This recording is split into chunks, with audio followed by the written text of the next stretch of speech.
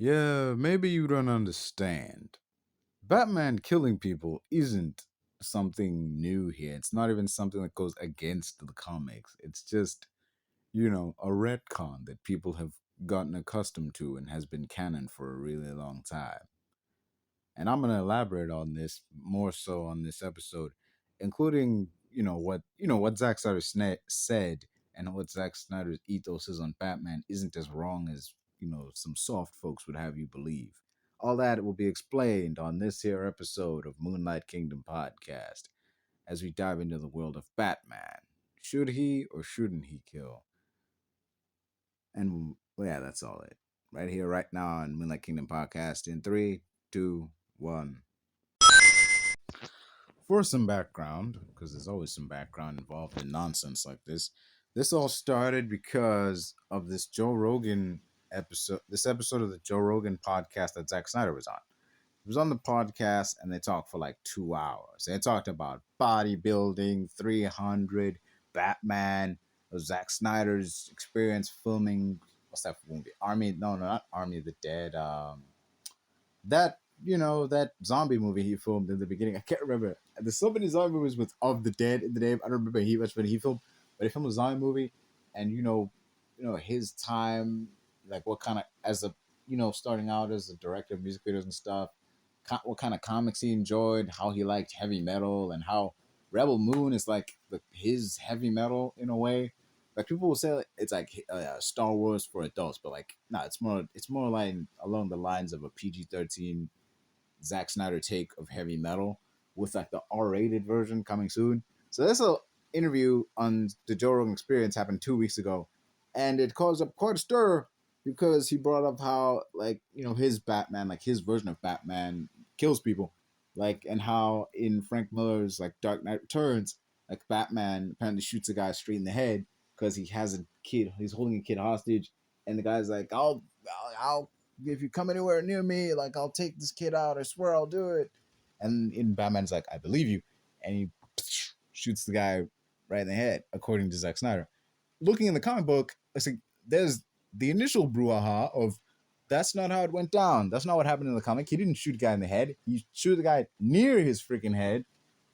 He shot the guy near his head, and that like spooked him enough to be like, wait a minute, like Batman is like willing to take a shot at me. Like I have a gun to this kid, and Batman not only is pulling a gun on me, but is willing to take a pot shot at my freaking head. That's scary enough.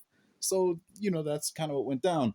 But the ways I don't know if it's been a while since he's read the comic, like or he's misremembered or whatever.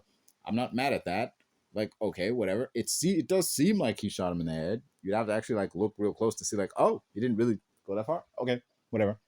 But the fact that he could have and you could see it that way shows kind of how far like this Batman is like far gone in the kind of world that he lives in. Because in the Dark Knight Returns, he's not the Batman we know. He's not the guy who'll just like beat up the bad guy, like rough him up, will give him like just bust him up to the point like he's got a little bit of blood on his lip or like a bruised eye or some shit. Like no, this is a Batman who will like break bones and crack skulls. Like he'll like you know I don't know. He's brutal. He's way more brutal because he's way more hardened and like world weary. Because the world he's inhabiting, no longer. I don't know. I can't explain it. It no longer permits him to be that soft. He can't afford to be that soft on crime anymore.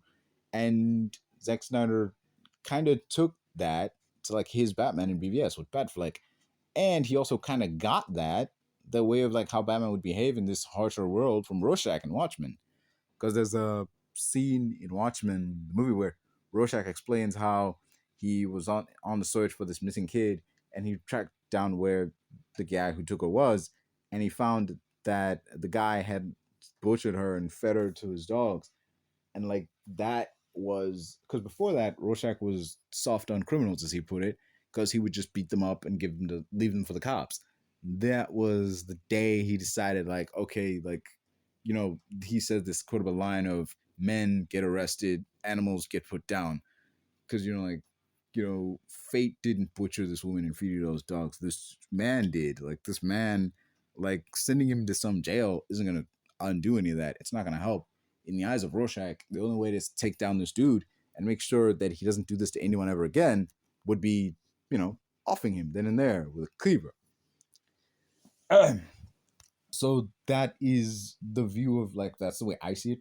That's not what Snyder said. That's the way I see it. Like that's how like he went from Watchmen to directing Batman, and he has like that Watchmen lens onto the DC universe. And it's like, what if I took these like mythic heroes and I put them in a not just our world, because that's what Marvel's doing. Like Marvel would take comic book heroes and they put them in the present day, like our world, the world we live in now, and see how they would be adapted, how they would adapt, and that formula looks pretty good. What Zack Snyder seemed to be doing was taking like DCE heroes and putting them in a dark and gritty world. He didn't necessarily make the heroes themselves dark and gritty, but the world they were in wasn't the like I don't know world, the bright and cheery world brimming with possibilities that the DC comics normally has. You know, like it's not like Metropolis is sunshine and rainbows for the most part. You know, cornfields and farming and whatnot.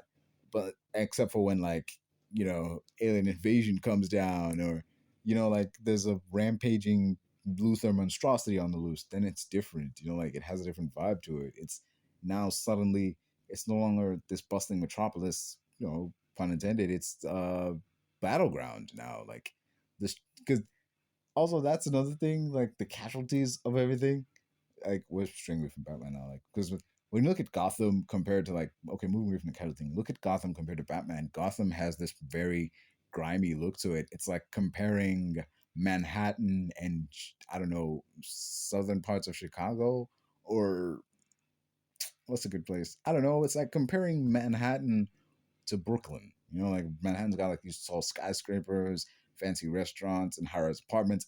And like Brooklyn, it's like brownstones, or the Bronx would be like it's called like brownstones and basements and like you know factories and so on. It's a lot. There's a lot more grime to it. There's a lot more grit, for lack of a better term. So when you have those two heroes contrasting him, like Superman coming out during the day, he's saving like space shuttles, he's saving people whose houses are being washed away. He's doing these like massive sweeping things that only he can do because like Superman swoops down, saves someone out of a burning building right before it collapses. He's like a savior, like a Christ-like figure to people. When you look at Batman, he's the inverse of that. He's not explicitly, granted he does save people, he does save those women from those women who were being held by those dudes in that one scene, but he didn't explicitly go there to save them. He saved them by punishing the people who are keeping them there, as opposed to like going explicitly just to let them go. Like he was in that environment to get those guys, and the cops came after. You know, yeah, and he's the more darker, brooding. He's not an anti-hero. The Batman is not an anti-hero. He works with the police. Just saying, people are calling him an anti-hero just because he's dark and moody. Like, no, being dark and moody doesn't make you an anti-hero. And oh, so he's a vigilante. I mean, they're all vigilantes. He even says so in like this one Frank Miller comic book. Like Hal Jordan was pressing him on like, yo, the way you take down bad guys, you make us look like criminals, and he just points out like, man, we are criminals. Like, they're all vigilantes when they think about it. When you think about it, none of what they're doing is within the boundaries of the law. So yeah, and I'm straying away from the thing, man. Like the main thing that got here is Batman and his rule where he's not allowed to off people. So the comics, there are plenty of comics, like where Batman is in a situation where like he's let me just put it like this. Like Batman basically needs to grow up. There was this thing where like Zack Snyder was addressing like the negative reaction people had to Man of Steel. And it's like people got mad because he was trying to essentially grow up the character.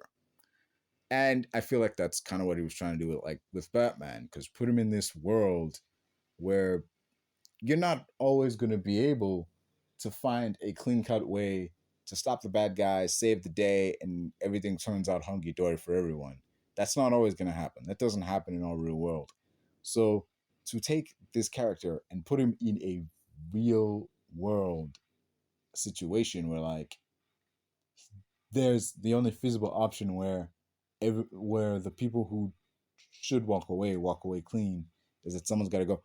Thing is, when I say like Batman needs to grow up, like the character has to grow up. He's got to change. He's got to evolve. He can't be the same dude for like 50 freaking years going. Like, I mean, going back to like the freaking like 70s Batman in his he's had that no kill rule forever.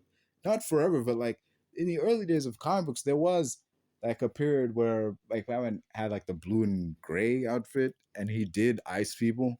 He did in one episode have a weapon where he like made silver bullets to take down a vampire. And to be fair, he did, you know, let's say string someone up from the freaking bat plane and then fly off with him. And he did lock Bane in like this vault and then just left him there. Like what we're led to believe is an airtight vault. So he essentially locked Bane in there and left him, you know, left him to starve. No, he did, you know, send. I think he did like call police eventually to go down there. And when they were down there, Bane was gone. Like he somehow managed to find a way out of there. But if he hadn't, they would have found Bane all right. But they wouldn't have. He wouldn't have been breathing. Let's just say that much. My issue with this is that people are all frustrated. Like, no, man, Batman shouldn't be offing people. Like, and when he's in a position where finishing off a dude in a lethal manner would be the best, like the best action course of action. They're just like, don't write him in situations where he has to. Like, don't put him in a situation where he's got to take someone out. Like, write him so that there's a way. Like, dude, sometimes there just isn't a way. Sometimes, no, not everybody can be. I get that the reason behind Batman is no kill rule. His life was shattered by this violent act and through the use of a weapon like this, and he never wants anyone to go through something like that, so he doesn't want to kill anybody, and he never wants to use a gun. So although that's ridiculous, the idea like, oh, he never wants to wield a gun in his hands, I get that, I totally understand that, but the idea that he doesn't use guns at all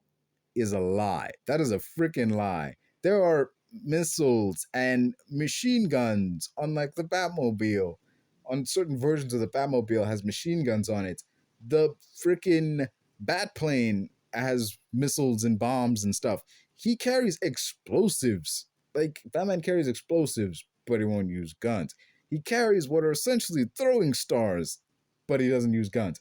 Like the Batarang does have like boomerang functions if he throws it and it doesn't hit anything, like, and it can curve like a boomerang, but like it's basically a shuriken when you think about it, in the way that it makes impact or stuff and it sticks. It is basically like a ninja throwing star, which makes sense because he was trained by like League of Assassins and he's basically like a trained ninja.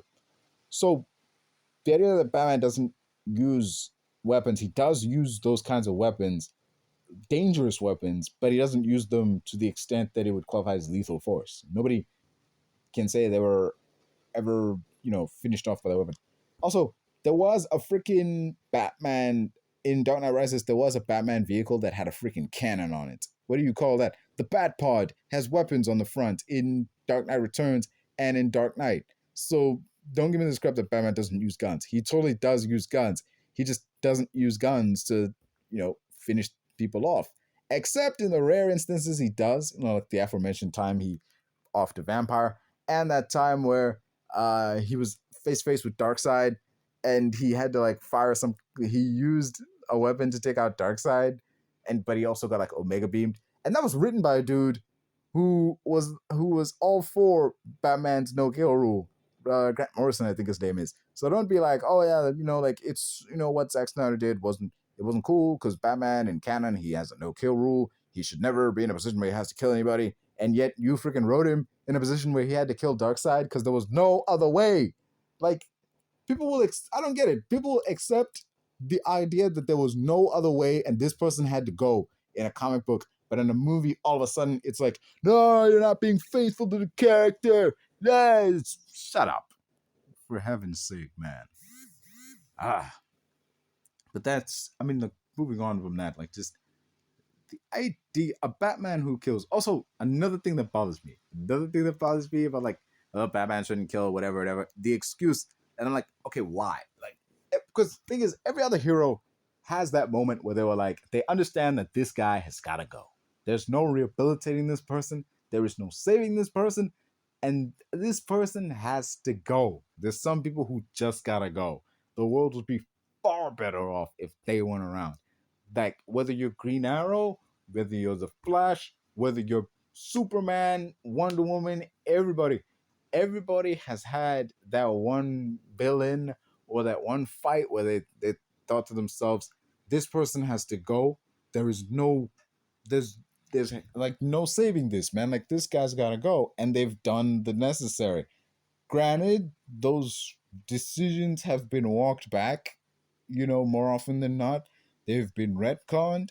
They have been just that entire comic run has been discontinued or whatever, just blatantly ignored in the many restarts, rebirths, new 52s of the DC. But like, that's always just been undone. But like, there were those moments where someone just realized, hey, some people just gotta, some people gotta bite the dust, man. This guy, it has to be done. So the idea of Batman doing the same, being egregious to fans of the character, just like, yeah, like, I get you're mad, but like, you shouldn't be this freaking mad. You shouldn't be up in arms as people seem to be now, and people screaming into their like YouTube channels like, Zack Snyder doesn't understand Batman. Like, no, dude, he probably understands it way more than you do, and like, he doesn't get Batman. Like, Batman's not supposed to kill people. Like, he's not out here wielding Tommy guns, blasting fools. Like, it's not it's not murder. He's not, it's, you could argue, the argument could be made that these were, he did only react with lethal force once said force was, once, the enemies tried to apply said force to him. Like, people will mention like, that scene where he's chasing down that truck and he uses that car as, a wrecking ball. Yeah, like, oh, that guy's done. Like, there's okay, that guy, those people were probably finished after that wreck anyway, so it's not like he was dragging them and they were kicking screaming in the wreck. No. But yeah, so, and as he's like taking out these henchmen, keep in mind, he's not taking out these henchmen just because, oh, they're henchmen and they happen to be getting away. No, he's taking out these henchmen because they're trying to take him out. You could argue this is a self-defense thing. He's not explicitly trying to off anybody. He just wants to get what's in that truck.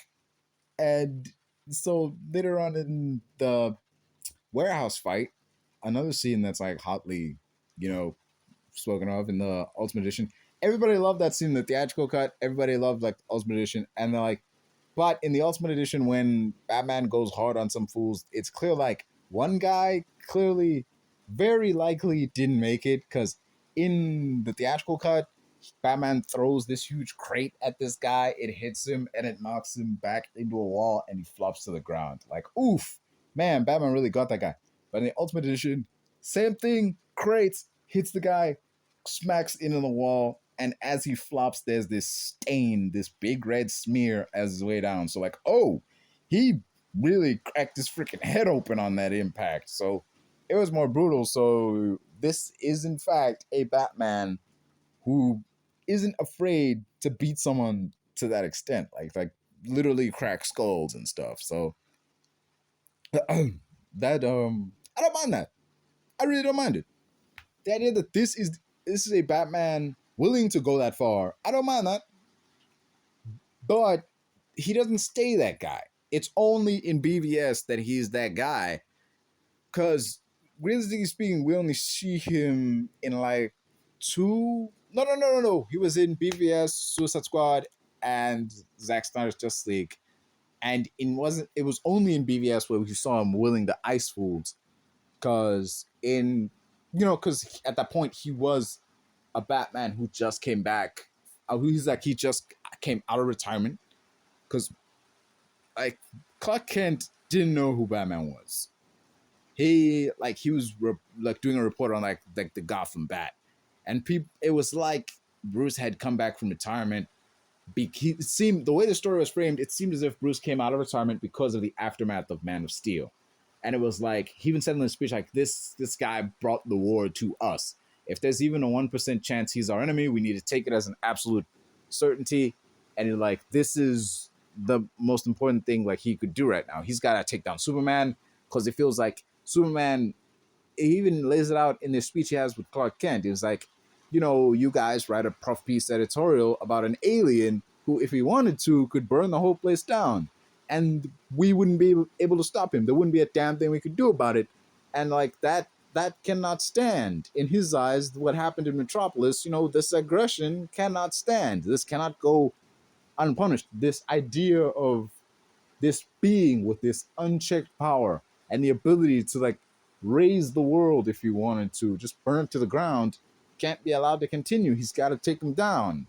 The a being capable of mass destruction is still, I don't know, is in his eyes is one slippery slope away from willing to do acts of mass destruction. So he's got to go.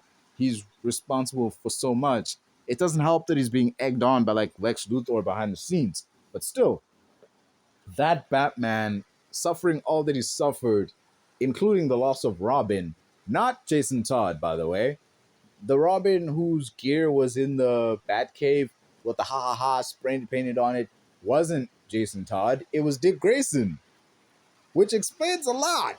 Which thing is, if this was just comic Batman and it was Jason Todd who was off, but Grayson was still around, thing is, I have been saying like for years, like I've thought for years that Jason Todd dies and like Batman, he's mad.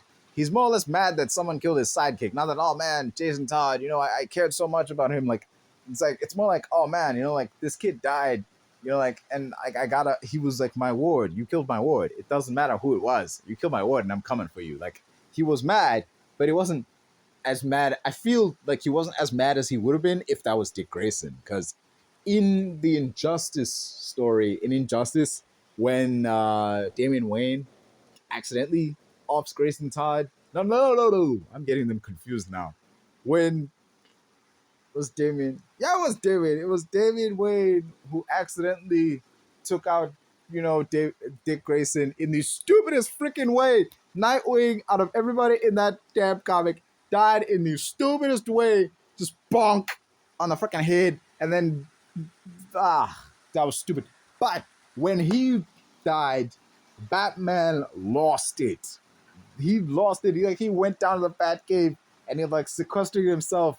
And he was like just furious. He was so mad. He was punching like a freaking wall or a punching bag so hard and so many times that his hands were like caked in blood.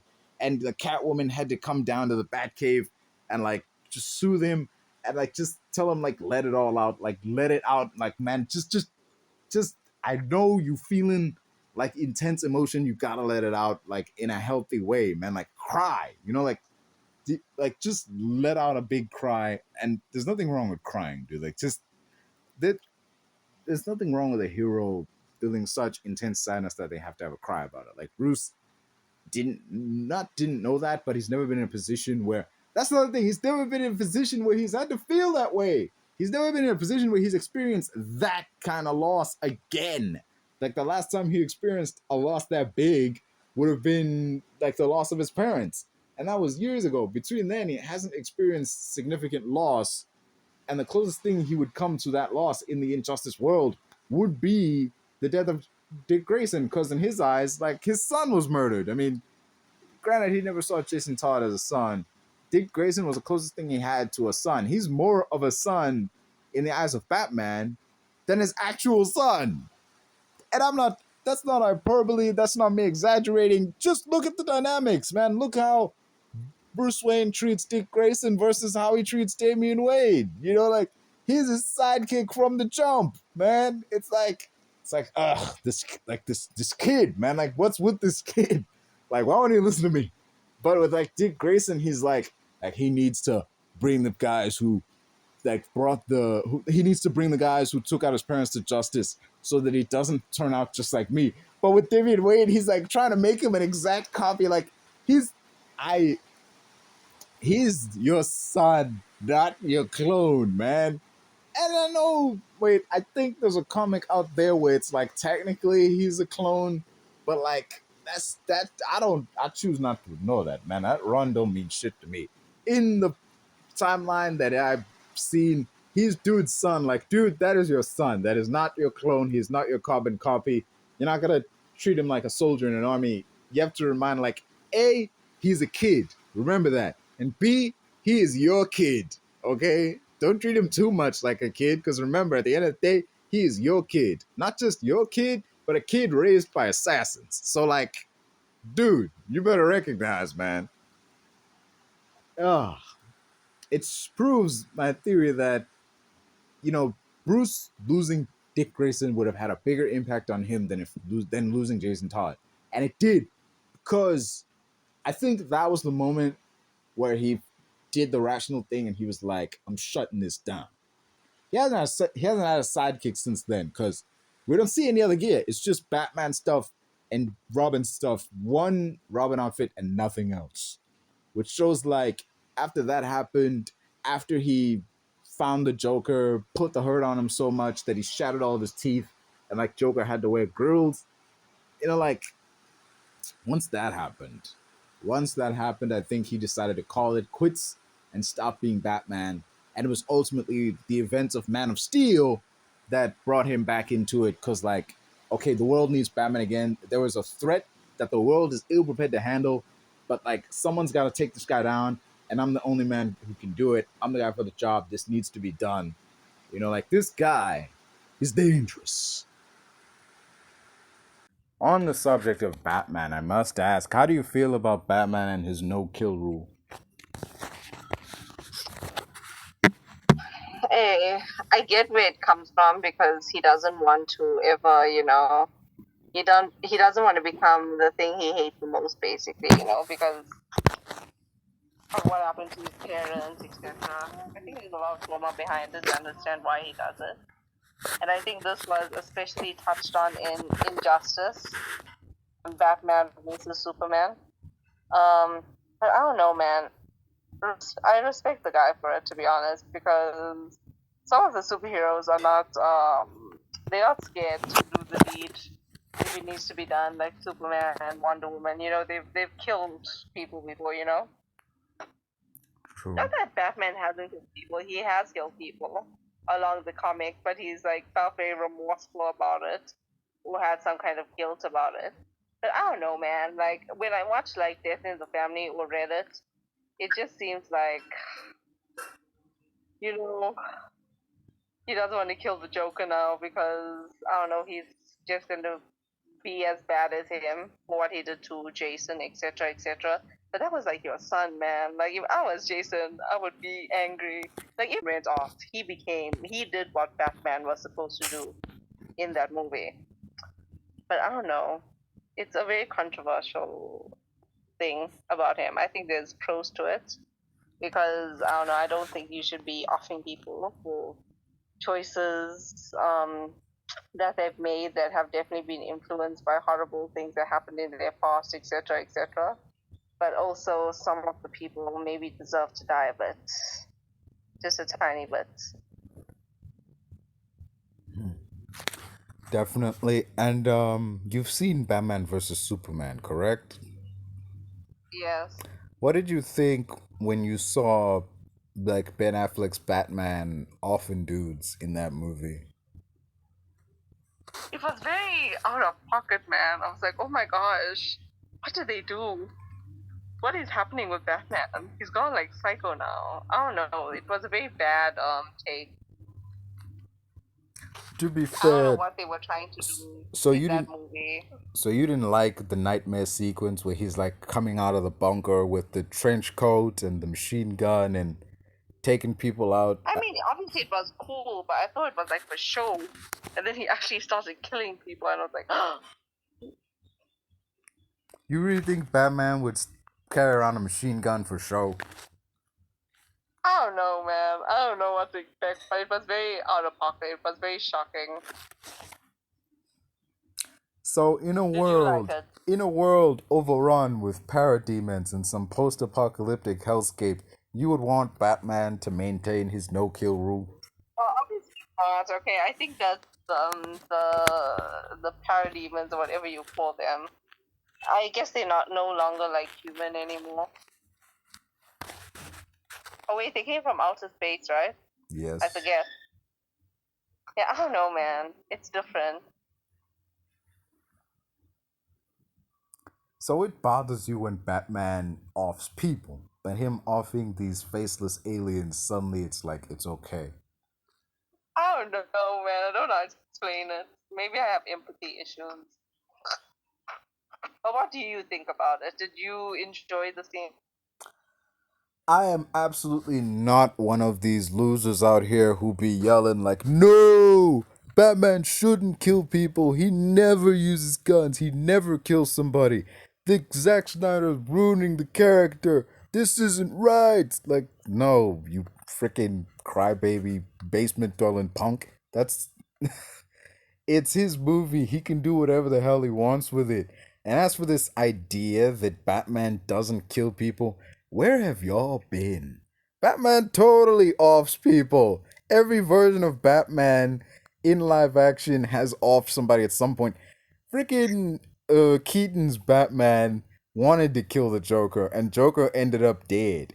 He also he stuck a bomb to a guy and shoved him down a manhole in Batman Returns. And lest we forget, Val Kilmer's Batman caused Two Face's death. You know, when he was like flipping a coin, and then Batman chucked a bunch of coins at him and he lost his balance and fell to his doom. Yeah, that ain't murder, but that is 100% creating the circumstances that led to someone's death. So that's I mean, manslaughter at okay, true. I least. get you. I get you. I Oh, get you. As I said before, Batman has not like he's not a saint. He has definitely killed people. also, not even it's not just, the Burton era Batman or the 90s Batman. Batman Begins, Christian Bale's Batman has this line of I won't kill you, but I don't have to save you. Like you're still killing him, dude. You left him in a train that's heading for a freaking dead end, man. You are killing him, creating the circumstances for a death and then bailing. Like what the heck? Uh, True. for a guy who's like, I don't kill people, I only have one rule, suddenly a lot of his villains end up dead. I mean, Ra's al Ghul, dead. Valid. Bane, dead. Harvey Dent, dead. And yet he out here like, I don't kill people. Didn't you shove Harvey Dent off a roof? Man, just, I mean, true. But honestly, I appreciated Christian Bale's Batman. He did a good job. I yeah. think personally, he did a better job than Ben Affleck. I didn't really like Ben Affleck's Batman, to be honest. I did. He's the most comic accurate Batman. I mean, true. Maybe I'm just biased because I really like Christian Bale. You know, you can yell at me. We each have our own, we got our reasons for why we like our respective Batman. But personally, I like Ben And Affleck's also, Batman. he was Patrick Bateman in American Psycho. I love American Psycho. That's probably why he was able to play such a good Bruce Wayne. Yeah, 100%. Like American Psycho, I read the book, I watched the movie. It's very much, yeah, it speaks about classism and society in general, and it's almost like the movie itself is a microcosm for how society works. So I think it's like it's very nice, and he played a really good Patrick Bateman. And people are like, "Oh, it's gonna end your career," but it didn't. A microcosm of how society works. I don't think so. It's more like a window into how society works for the rich and shameless mostly. Yeah, that's what I mean. Because realistically, if you look at the dudes that Bateman be sitting in an office with, they all got the same hair, same suits, essentially the same job. And when you think about it, even down to the damn business cards, they be showing off business cards that like to them they're like this is made of like I don't know some special kind of oak, the graded lettering. Look at the I don't know, the faint cream finish or whatever. But to anyone else looking at these freaking business cards, they're the same.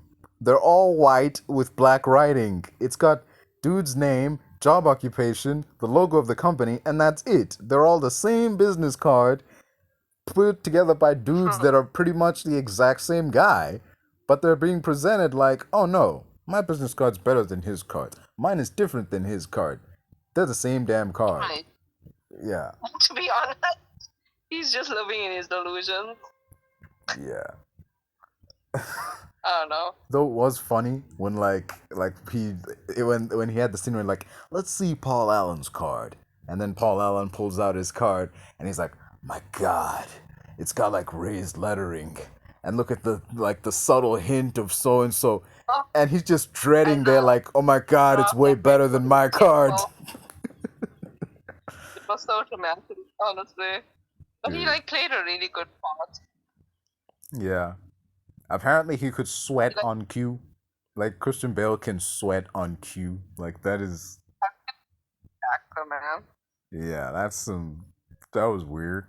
But that regime though, that like Finnish regime at the beginning, if you just know that if Patrick Bateman was a real dude and he was around in this day and age, he'd be an influencer or something. Like that little clip show, his get ready with me's. I built my regime around his regime. Me and him are the same. Like you just know he would have like not even Instagram. He doesn't seem like an Instagram guy. He'd be on like YouTube and shit, doing like I begin my day with like a cooling mask and shit. Yeah, no, like he would give Andrew Tate around for his money. Damn. Or he'd just off him and call it a day, man. You know that dude can't stand competition. True. But like I like the ending, like the ending, like where he's just sitting in a restaurant staring off into space, the whole world going on around him, and he was like, "This has all been for nothing. This confession, all of this has meant nothing." Like just, Jesus, dude, that was the most pessimistic shit I've ever heard. God damn. But honestly, it's like eye-opening because, I don't know, we all live in our delusions, but we all really are fitting into the box that society has carved out for us. Damn. Like, also, it was a tad confusing whether or not, like, he actually killed anybody. I mean, we know he killed some people. But like whether or not he actually killed Paul Allen, that was up in the air. I think it was all in his head. I don't think any of it happened. Really? Because he didn't kill Paul Allen. Because remember, like at the end when he spoke to his lawyer, he was like, I just saw Paul Allen in, I don't know, in Paris or Italy or something. Yeah, that's what I'm saying. Like, we know he killed some people. The one guy where it's up in the air if he killed him or not is Paul Allen, because like you said, the lawyer was like, I just spoke to Paul Allen like a while ago, man. Like, you didn't kill anybody. And when he went back to the room where the supposed murder happened, he was expecting like blood and viscera, but the place was like for sale. You know, it was clean. But there's also a theory that he did in fact kill Paul Allen, and the guy that the lawyer talked to wasn't Paul Allen, because there was a scene earlier in the movie where someone actually mistakes Patrick Bateman for Paul Allen, which, let's be real, it would be easy to do. All these fools look the same. So, but hey, I don't know. I'm just saying, Patrick Bateman may have killed Paul Allen, and the guy the lawyer talked to was just some random guy who had a similar job and similar look, and the lawyer just thought that he was Paul Allen. You know, it is possible. True. Though there's a lot of there's a scene in that movie where like they're all sitting at a restaurant and they're talking about like a war in some far off country or whatever. Like, I think it's absolutely horrendous what's happening in this place. Like, what do you think, Patrick? Like, just And then the guy goes on and on about like, if we really want to make change, like, America has got to do this and that, this and that. It's really reflective of some conversations being had now. Because, like, there are definitely tons of people who are using actual conflicts and actual crises as nothing but, like, a conversation starter. Like, this dude doesn't. Do you really think this 100%. asshole cares what's They going look on in some down on foreign these country? things. No, he's just bringing it up as conversation so it can seem like he's well informed and, he's giving a shit because he's trying to impress the chick he's with or whatever, like, uh, it's all Oh no. aesthetic. The dude's whole life is But aesthetic. it's a very relatable movie all in one as well, because I think maybe we're not a part of that class, you know what I mean? Be honest though, So, if you be honest with yourself, if you could be a part of that 1%, going to them country clubs and reservations in fancy restaurants, men in suits and gel hair and shit, you'd get in on that.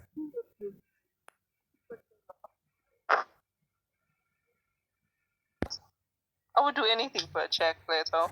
That's what you don't realize. Yeah.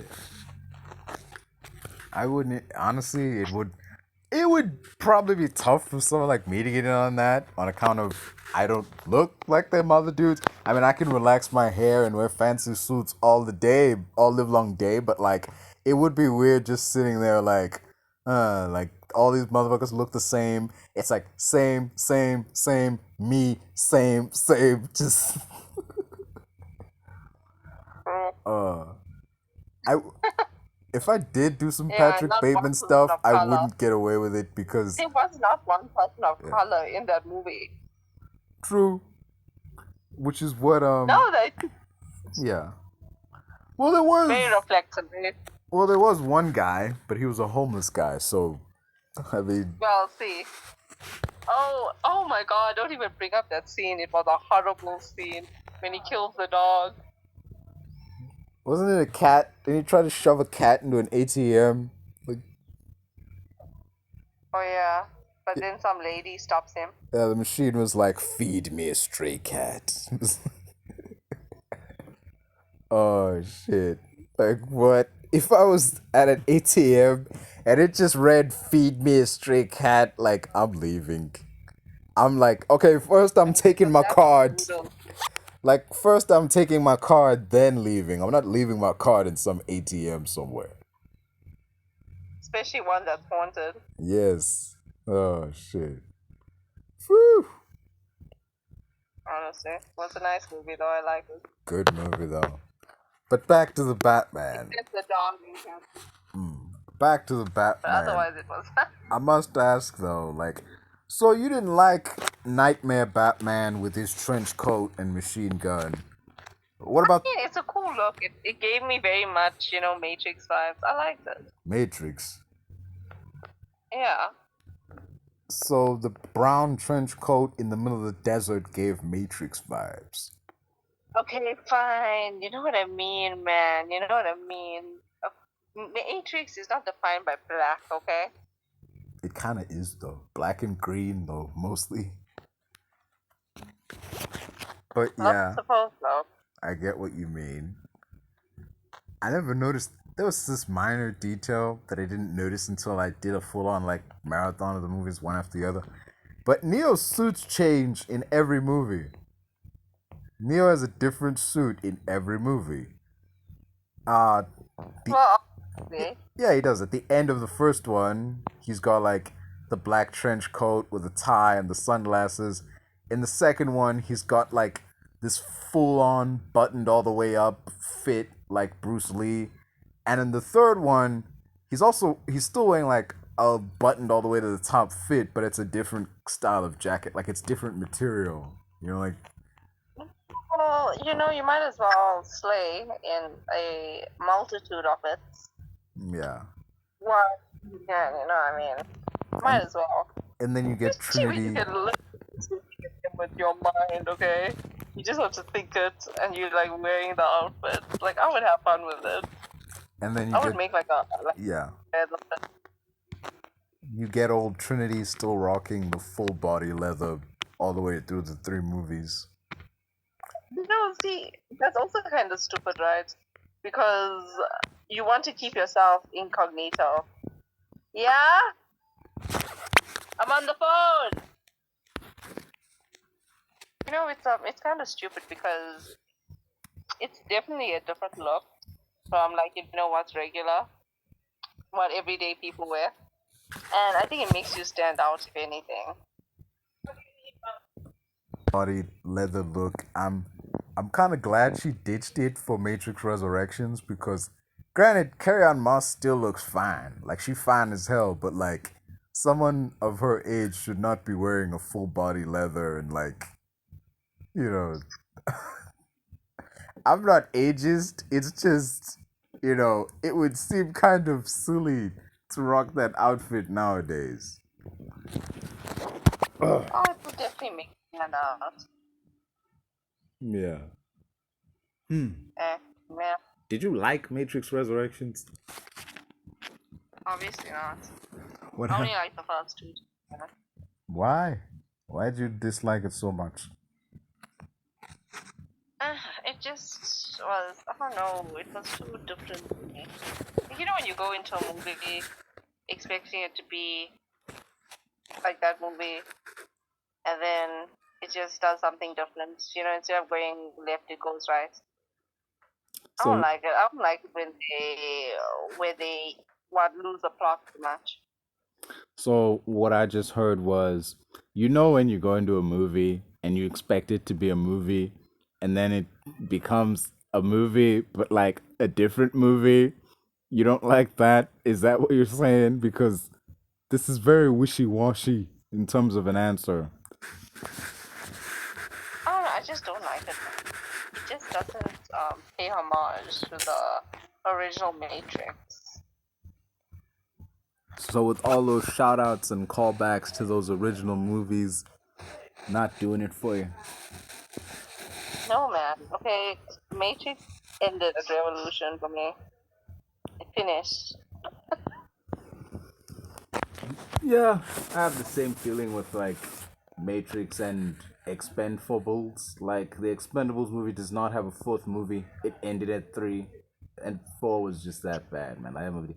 But my issue with Matrix Resurrections is that it suffers from the same problem that the Jason Bourne movie does, in that, it feels more like the director and the lead star and all that, they had to come back and do another one. So rather than come up with something new, they were like, let's take the last 3 movies and like mesh them together into one movie and call that a 4th movie. I don't know. Expendables was horrible, the last one. I don't even like Expendables that much.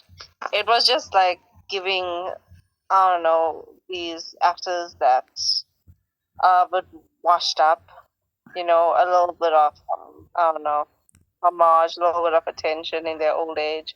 But I mean, let the baddies lie, man. They have their time. They have their movies finished. Enjoy retirement. I feel that way about, Matrix Resurrections and so on. Like, in regards to, thing is, there's almost nothing in Matrix Resurrections that we haven't seen already in like the first 3 movies. That's what I'm saying. They should have just, I don't know, they should have done something better with the movie if they wanted to like make a, like a little movie that kind of paid homage to it, that kind of like, awakened the fandom again, because, Matrix Revolutions happened a long time ago. You know what I mean? Yeah. But like, I don't know, they just didn't execute it well. It's just like slap dab job. You know what I mean? They didn't even get both the Wachowskis to come back. It was just one of them. Exactly. Like the people that were in the movies back in the day aren't even like interested anymore. It's like how they're trying to make, Harry Potter series. Yeah. But that's different. Oh my god, I just scratched myself open. May want to trim them nails then. I'm like bleeding. Exactly why you should trim those nails. Ask you, there was some brouhaha stirred by Zack Snyder's appearance on Joe Rogan's show, as he talked about like Batman's no kill rule and how having that rule prohibits the character from like evolving. Essentially, like people getting mad, like people getting mad at his Batman seemingly killing people. You know, like he doesn't understand because he views Batman being that aggressive in that movie as like him growing up the character. Like, do you agree with that sentiment? Like, it's his attempt to grow up the character. Yeah. You know what that reminds me of? That reminds me of like how you remember the beginning of the Batman movie. He was like literally a force of nature. He was just terrifying. He was It's like that character.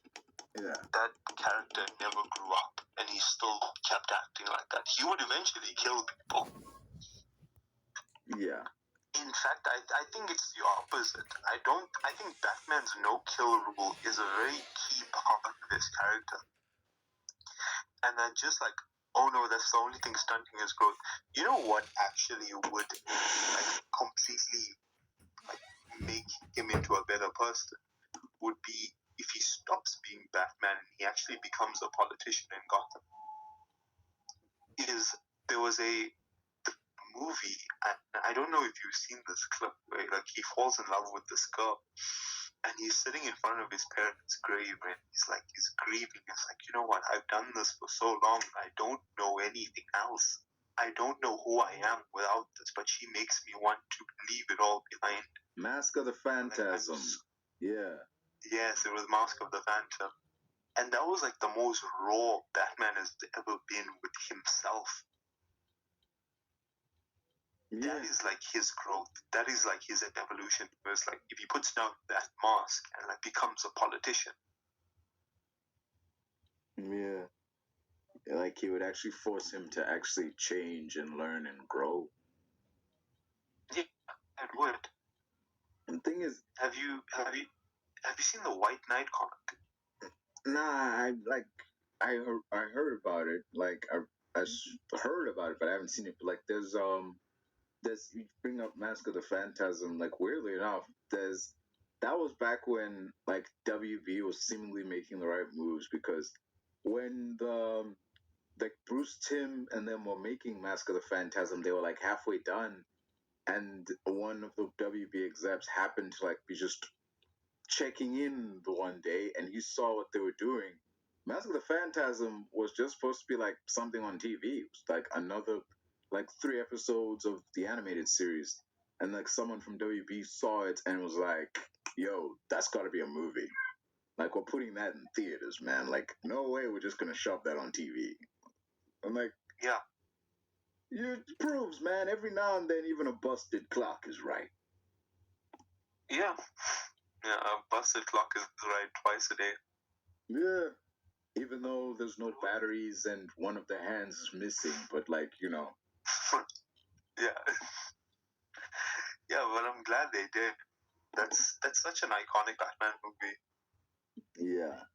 And if it was just like, oh, another 3 episodes of, you know, TV, it would have got lost in the shuffle.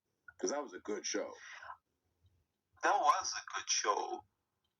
But yeah, it wouldn't have gotten lost, but its impact would have been lessened. Because when you have it on in a movie, you're exposing it to a lot of people who have never seen the show. Yeah. And nobody's going to go like 30 episodes deep so that they can see this 3-parter. Like, they're going to watch it as a movie. Mm. But damn, no, man, like, when you break Batman down in that way, like, you question, like, is his no-kill rule actively, like, I don't know, like, you're for the no-kill rule. And I get why he has it, but I'm like, what I'm against is the idea that if he breaks it, he's gonna like become some murdering maniac. Like his excuse of why he doesn't kill the Joker is like Jason asked him why, because it's too hard. He's like, nah, it would be too easy. Like to put him through all the pain of everyone to put him through and then kill him, like that would be way too easy. And then I would just like there would be another guy and another guy, and I'm like, you don't know that, man. Like, you don't know that for sure. You don't know if you just ice this one dude who the world better off without. That there would just be like, you'd be like, nah, let's get all of them. Let's clean house. And I'm like, no, man. Like, stop. Like, to imply that implies that Batman has no self-control, no restraint, none of that. The only thing keeping him in check is the fact that he hasn't killed anybody. Like, that's ridiculous. I do wonder, like, what happened, because you know about the Batman Who Laughs, right? That is a terrible example. I hate when people bring that shit up. They're like, see this? This is what would happen if Batman killed people. He would become this. I'm like, No, it's not. It's not the fact that he killed him. It's that what effect will it have on Bruce's psychosis if he kept this rule for so long and then one day it broke? What happens to you then when one of your pillars of character just shatter? What happens to your mind? That's the part that really got to me. Not the fact he killed the Joker. He killed the Joker is like whatever, but it's what it stood for so long that the Joker really pushed him to that edge and it just snapped. What happened to him after that? That's the part that like gets to me about Batman killing. I see like your... you stretched this Yeah. elastic for so long, literal decades. I see your Batman Who Laughs, and I'll raise you one Dark Knight Returns, in which the Joker does end up dead, and he doesn't, and like freaking Batman doesn't just launch into a killing spree on all his remaining villains. He's still the Batman we know. He still hates guns, and he still doesn't kill people. Just saying. So yeah, I know it's just saying, but that's like two sides of a coin. One side is like, okay, it's fine. Like, he killed the Joker and we move on. The other part is you get Batman Who Laughs.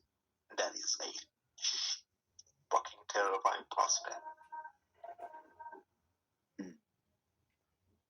They decided that they excellent, yeah, like he can kill the Joker and he would have to like come to terms with it. But what happens when he doesn't?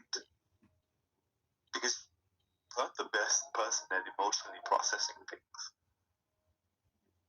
Also, people love to just omit the teeny tiny, very important detail that Batman Who Laughs was infected by this irreversible, very powerful strain of Joker venom. So this isn't Batman in his regular state of mind. This is a dude whacked out on freaking drugs who is doing this crap. Yeah, Just saying. but So he does not hold water in this whole Batman debate. would have cured himself. No. No, it wouldn't. No, it wouldn't. That's not how this shit works, man. When have you ever seen someone get hit with that Joker shit and be cured? They're stuck smiling forever. Like, they die smiling, man.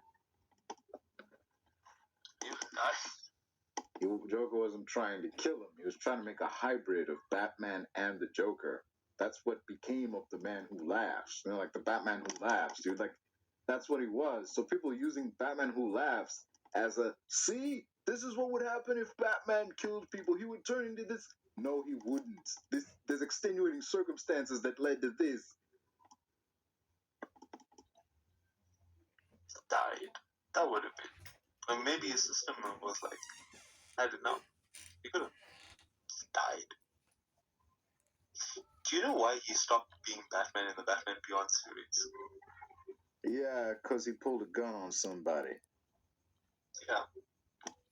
I get that. That was one of his rules. I don't mind that. I am actually all for that, and that is how he should react. Like, in that universe, he's been Batman for decades. He's been fighting crime to the point that his body is barely holding it together, and he has a heart attack as he's taking on some random crook. And, like, rather than, like he knows, like, nah, man, I'm not gonna get taken out by some random thug on a random night. So he pulls dude's gun on him. We know he was never gonna shoot the guy. But, like, the mere fact that he pulled a gun on the guy terrified him so much, like, what the hell? Like, freaking Batman just pulled a gun on me? And he got out of there. The gun was a scare tactic. He had no intent of killing this dude. But the fact that he got so desperate that that was the only option is what caused him to quit, and I applaud that. That right there is good writing. It put him in a situation where that was the only option left, and he took it. What these fools on the internet are subscribing is that even if that wasn't the only option, he wouldn't take it because it goes against his character, and Batman wouldn't do that. Like, fuck off, man. Grow up. Shit. Okay, would somebody? I'm just saying, like, just he told me stuff. That's in life. He's no fun. That's the part. Nobody would ever be like, oh, he killed you. It's just no. Now. Have you seen the Joker? Have you seen what the Joker's done? Like, hello. It's one side of the other side of the coin is that now can anybody who you that's the question they but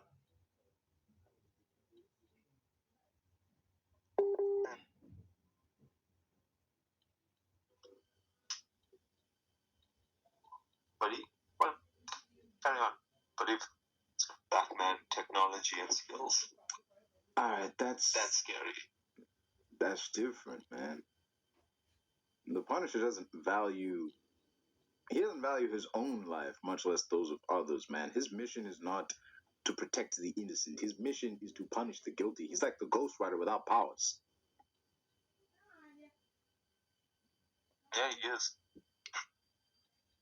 And Batman is all about valuing human life, even the life of criminals. So goes so far as to try to save people who would if it was the other way would let him perish. Like they would just let him perish. Like people who are actively trying to off him, he is trying to save. Like just I don't know. They could be in a perilous situation, like falling to their death in a situation caused by them, and he will go out of his way to try and rescue them. Like that's just the guy who he is.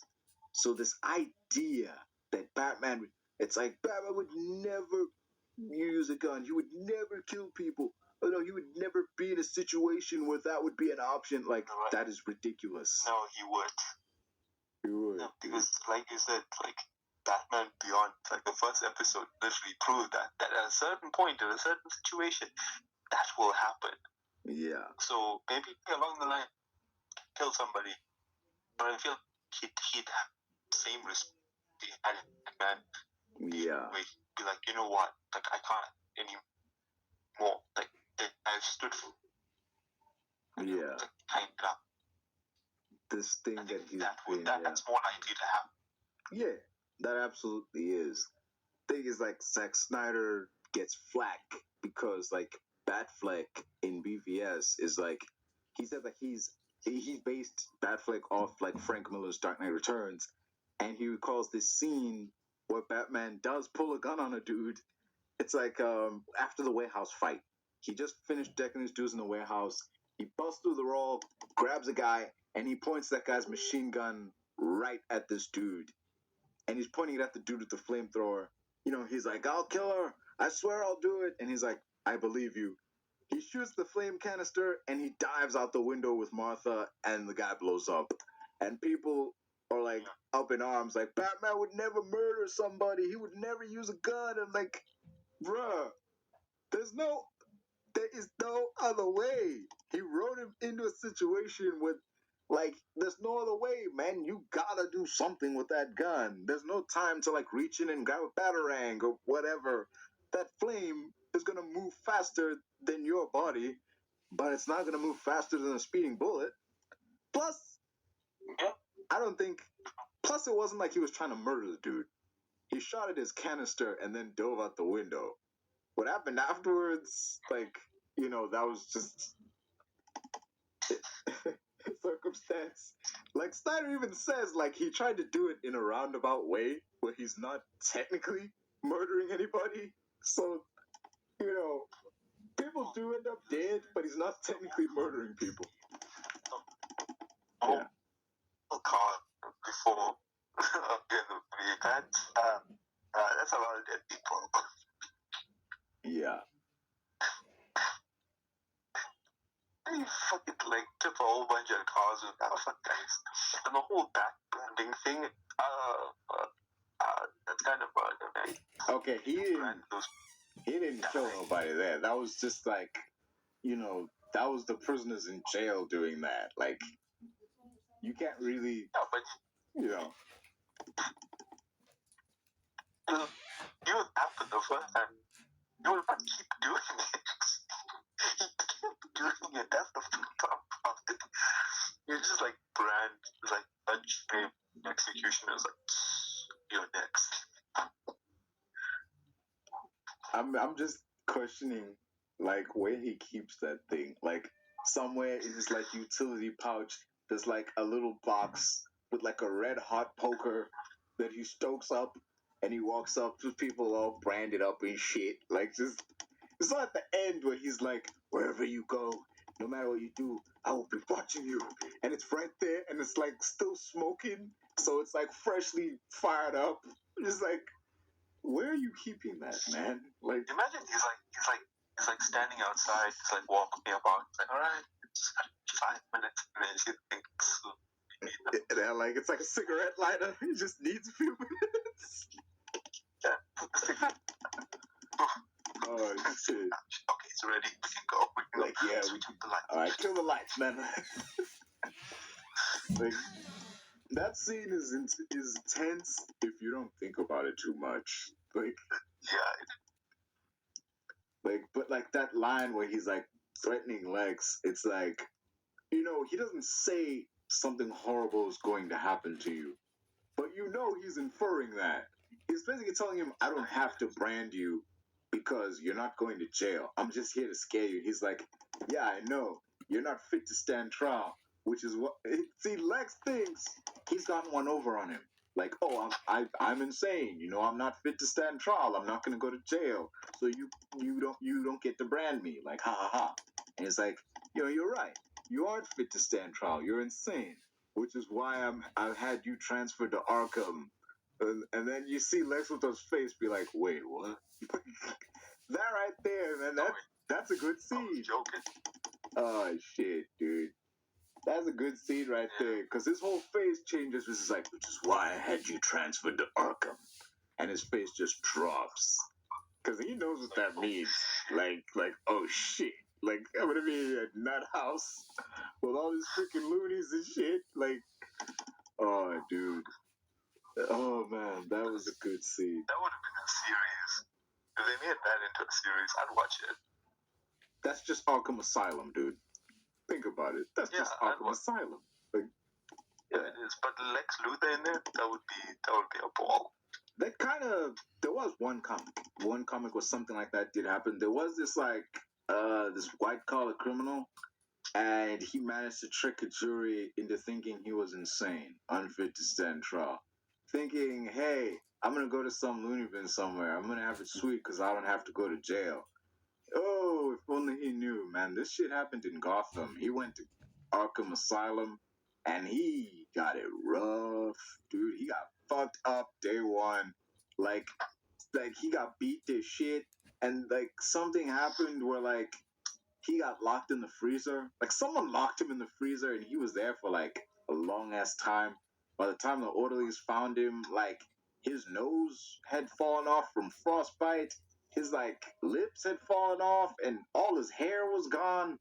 And this was just like his villain origin story. He became like some dude calling himself like the Great White Shark or something because he became a cannibal because he was locked in the fridge. He had to eat nothing but like frozen meat, so he developed a taste for it. Like, this is nasty.